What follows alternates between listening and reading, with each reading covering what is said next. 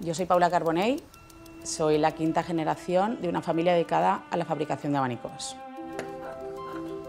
El abanico que estamos haciendo para Dior es un abanico sencillo, pero con muchos pasos. Es un abanico que tiene un equipo de diseño muy grande detrás y las elaboraciones han sido paso a paso supervisadas, y entonces el proceso ha sido selección de madera, tratamiento de madera, hacer específicos los detalles porque no lleva un clavo especial, todo es a su medida.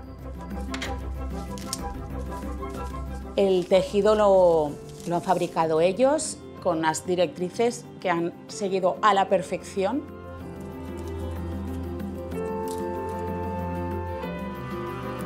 María Gracia llegó a la empresa con un equipo muy grande, nos dejó un poco impresionados, pero era una mujer muy cercana, estuvo viendo el proceso, preguntando por materiales, por maneras de fabricación, se implicó en todo momento, en todo, desde el principio hasta el fin del proceso del abanico.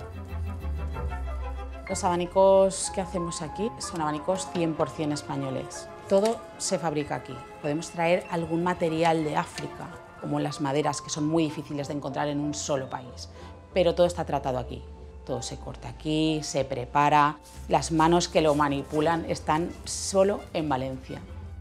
Somos personas que nos conocemos de años. Es un gremio muy pequeño y eso hace que todo fluya mucho mejor.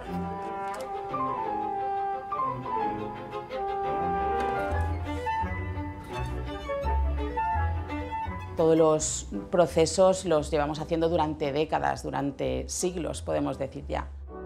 Entonces, el acabado final es de calidad.